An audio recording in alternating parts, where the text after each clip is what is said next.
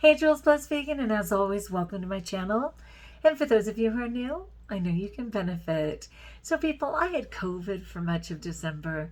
I've had post-COVID asthma for all of January. And even though I had to go to traditional medication and actually do some, oh, see, this is that quick. It'll come to me really quick. Some quick steroids by using prednisone. That's just how serious my lungs have been, and I still have 5 more days to go on a 12-day protocol, and I'm grateful that I even have access to that because I could not breathe for nothing. And even though I'm improving, I am still, or once again, hearing that crinkle back in my chest despite all this medication. And I won't continue to add more medication or try and solve it another way. I'll just continue with my plant-based vegan diet because it is the best way. And I know God will take care of it, but oh my goodness, right? Just can't believe the struggle. So anyway, I am in the middle of making a delicious pot of soup. And yes, I love raw vegan, and I often am raw vegan, for days at a time. But if I do indeed choose to have a cooked component, of course, it is plant-based whole foods, right? So I have a beautiful pot of soup on. My husband didn't even want any. It's just for me. But I got some little organic potatoes, the yellow and the red, from Costco. And then I also got just their vegetable medley, which is peas, green beans, carrots, and corn. And so it's a really quick soup, right? It's not something like I'm going to be cooking all day. I just cut up about 6 of those little potatoes, put in about a cup and a half of the veggies because I really wanted a good amount of veggies. I cut up some onion, and I'm not an onion girl, but I know it's so good for me. So I cut up a sweet onion and I put that in there. And then I just added a bunch of really fun spices. Some of them just simple like Mrs. Dash. But yeah, I went ahead and put those in there, and I just have it simmering, and I'm just gonna, simmer it on low for, a good amount of time. I have some work I have to do. I'm taking care of the animals. It is freezing, and the wind is not to be believed, and we're supposed to have snow flurries tomorrow. So it just felt good to have some soup, and I'm going to let it simmer for however long it takes. I don't want to get it. They say soup is okay, especially homemade soup, but not to get it to the point of boiling. And I most certainly won't do that. So I just put it on low, and then I just let it do its business for about an hour and a half or so. But I'm excited for that dinner, and I just wanted to share that for people who might need some really simple dinner ideas, that are plant-based. Anyway, as I've said, for all of last year, I put on a truckload of weight. I was really struggling with my food. I was struggling to take care of myself. I was just in a horrific mindset. I didn't really have the tools I needed. I didn't really have the tools I needed to deal with my life. And there was a lot of junk food vegan and just a lot of nonsense going on. And so, not with like a huge New Year's resolution, because inevitably I will break. But just the idea that I wanted to care for myself for all reasons in a different way this year. And some of that is just making sure that I slow down, that I'm a little more patient with myself, that I, of course, prepare my food and things like that, and that I recognize that I am called to great things in this world, and that every time I get caught up in the food and in the toxic waste, the focus comes on me, like becomes me, and where am I going to get that food? Where am I going to get my fix? It's that I have a very addictive mindset. It's not news that I'm a 12-stepper, and I've been through a lot for much of my life. But I get so obsessed with trying to get a fix that I'm not even able to serve or be present for the people that I love. So it's very important for me to make sure that I am in a healthy mindset and just choosing to care for myself. Anyway, so it just serves me to stay clean. But it is human nature to slip, and I should always be aware that that may potentially happen, and being aware, I can make better choices much quicker and get back on plan right away. Anyway, so I wanted to share this article. It's from the AA Grapevine, which is like the daily thought book for AA. And even though you may not be an alcoholic, again, This is just human nature. Just fill in alcohol for anything, whether it's food, whether it's gambling, whether it's sex, whether it's shopping, whatever it is that gets you off being able to serve and be the best person you can be. Fill it in with that. So this was actually published in January of 1947, because there's nothing new under the sun, let's be fair. But it's from June of 1969 by William Duncan Silkworth, M.D. And it says, the mystery of slips is not so deep as it may appear. While it does seem odd that an alcoholic who's restored himself to a dignified place among his fellow men and continued dry for years should suddenly throw all his happiness overboard and find himself again in mortal peril of drowning in liquor, often the reason is simple, and that's the exact same as if I were suddenly into food, which I certainly was all last year. People are inclined to say, there's something peculiar about alcoholics. They seem to be well, yet at any moment they may turn back to their old ways. You can never be sure. Which I think is true for everyone. Excuse me. This is largely twaddle. The alcoholic is a sick person. Under the techniques of Alcoholics Anonymous, he gets well. That is to say, his disease is arrested. But in the 12-step program, it's only promised for 24 hours at a time. And I think that's just true in everything. You've got to keep checking in. You've got to, be consistent and keep working, whatever it was that got you well. There's nothing unpredictable about him any more than there is anything weird about a person who has arrested diabetes. Let's get it clear, once and for all, that alcoholics are human beings. Then we can safeguard ourselves intelligently against most slips. In both professional and lay circles, there is a tendency to label everything that an alcoholic may do as alcoholic behavior. The truth is, it's simply human nature. And anyone who's ever tried to change a behavior and panicked knows. It's something simple as stopping drinking Diet Coke, which I did years ago, and it was the scariest thing ever. It may as well have been alcohol, trying not to bite my nails as a little kid, like whatever it is. It's very wrong to consider many of the personality traits observed in liquor addicts as peculiar to the alcoholic, meaning specific to them. Emotional and mental quirks are classified as symptoms of alcoholism merely because alcoholics have them. Yet those same quirks can be found among non-alcoholics too. Actually, they are symptoms of mankind. Of course, the alcoholic himself tends to think of himself as different, somebody special, with unique tendencies and reactions.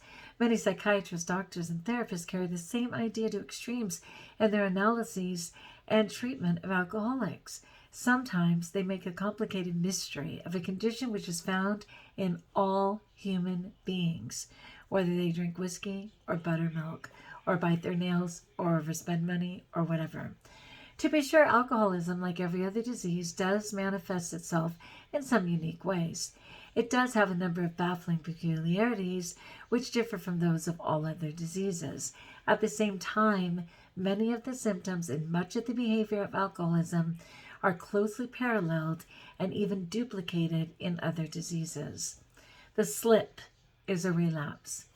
It is a relapse that occurs after the alcoholic has stopped drinking and started on an AA program of recovery. Or, I learned to be plant-based and worked with Tanny Raw on the Reset and, did those kind of things, or Freely the Banana Girl, or whatever program I found to help myself be plant-based vegan and raw vegan initially, and inevitably slip, okay? Slips usually occur in the early stages of an alcoholic, food addict, again, fill in the blanks, indoctrination, before he's had enough time to earn enough of the AA technique and AA philosophy to give him a solid footing. But slips may also occur after an alcoholic has been a member of AA for many months or even several years. And it is in this kind, above all, that one finds a marked similarity between the alcoholic's behavior and that of normal victims of other diseases. No one is startled by the fact that relapses are not uncommon among arrested tubercular patients, I guess when TB was a big thing. But here's a startling fact. The cause is often the same as the cause which leads to slips for the alcoholic. It happens this way. When a tubercular patient, I'm just going to say TB, recovers sufficiently to be released from the sanitarium, The doctor gives him careful instructions for the ways to live when he gets home. He must drink plenty of milk. He must refrain from smoking. He must obey other stringent rules. It's so true. When you're in a safe setting, and I have, for all different reasons, with my bipolar, which is arrested at this time. I mean, I was in a place for a month. I was in places for weeks at a time. For the Raw Reset, we'd be in a little, Facebook community for a month at a time, where you have the support, you have the tools, you have the things that you need for that safety net. And when you have to go it alone, though we should always form a community, once you go it alone, there's a chance that that safety net at best may get some holes in it, right? For the first several months, perhaps for several years, the patient follows directions. But as his strength increases and he feels fully recovered, he becomes slack. There may come the night when he decides he can stay up until 10 o'clock. When he does this, nothing untoward happens. Soon he's disregarding the directions given him when he left the sanitarium, and eventually he has a relapse.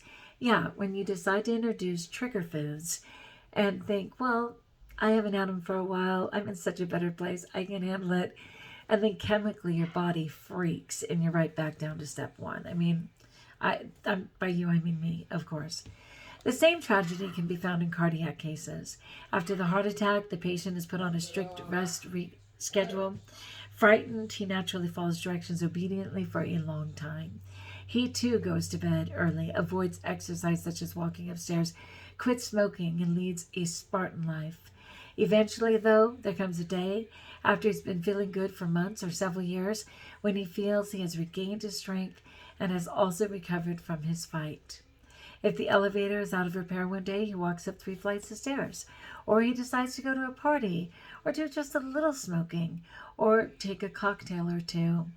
If no serious after effects follow the first departure from the rigorous schedule prescribed, he may try again until he suffers a relapse or death. In both cardiac and tubercular cases, the acts which led to the relapses were preceded by wrong thinking. Let me say that again.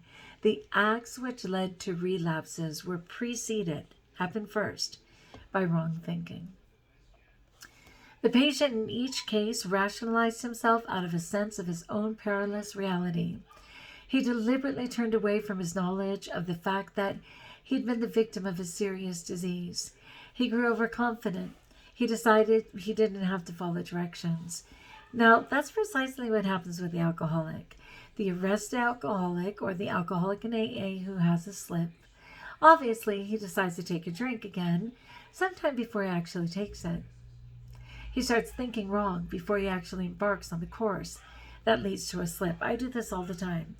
I'll be in class, I'll be in the middle of teaching, I'm already thinking, where am I going to stop on the way home? I really just want a little of blank. Can I get that? And it becomes so obsessive that the chances of not acting on it unless I do something huge in between, like make an outreach call, go home a different direction, figure it out, I will act on it. And it starts in my mind first, absolutely. There is no reason to charge that the slip to the alcoholic behavior or a second heart attack to the cardiac behavior. The alcoholic slip is not a symptom of a psychotic condition. There's nothing screwy about it at all. The patient simply didn't follow directions. For the alcoholic, AA offered the directions. A vital factor or ingredient of the preventative, especially for the alcoholic, is sustained emotion. The alcoholic who learns some of the techniques or the mechanics of AA but misses the philosophy or the spirit may get tired of following directions, not because he's an alcoholic, but because he's human. Rules and regulations irk almost anyone because they are restraining, prohibitive, and negative. The philosophy of AA, however, is positive and provides ample sustained emotion, a sustained desire to follow directions voluntarily. In any event, the psychology of the alcoholic is not as different as some people try to make it. The disease has certain physical differences, yes, and the alcoholic has problems peculiar to him, perhaps, and that he has been put on the defensive and consequently has developed frustrations. But in many instances, there is no more reason to be talking about the alcoholic mind than there is to try to describe something called the cardiac mind, or the TB mind, or the food addict mind, or the gambling mind, or the sex addict mind, or the shopaholic. Like, fill in the blank. I think will help the alcoholic more if we can first recognize that he is primarily a human being, afflicted with human nature. That is straight up, man. That is straight up. And that is like so many years ago. Are you kidding me? More than 70 years ago, and it may have been written today, straight up. I so get it. It does start in my mindset. I do start obsessing. I get this reel going. You gotta have it, gotta have it, gotta have it, gotta have it. And what I need to do, of course, is to have a plan, to understand that there will be a slip, if not a temptation for a slip, if I don't implement by choice those rules, by choice, choosing them. And that's everything, not feeling punished. There was this girl, so beautiful, like on TikTok, and I don't mean physically beautiful, though she was certainly attractive enough, but just in her heart. And she said, people say they have to go work out. They have to go to the gym now. And she's like, at 21, I stopped being able to walk. I couldn't even go to the toilet by myself. I had to modify my shower to bars and, put on a raised toilet seat and everything. And she's like, I would have done anything. I never expected to be incapacitated at 21. I would have done anything to be able to go to the gym. Change the mindset, right? Anyway, again, note to self. But I'm happy to check in with my JVV community. God bless you guys. You're so good to even stick around. And I am getting better. I think you can hear I'm already winded. I got hit hard, but I know my plant-based diet is the answer. And no junk food, vegan, or anything for me. One day at a time, and checking in with JVV more often will be my solution. All right, my friends, like if you like, join us if you haven't, subscribe. Let me know in the comments below how I may support you. And until we talk again, especially if you're being affected by any of the insane natural disasters or weather, to my family in New Zealand, of course, until we talk again, know that you're blessed.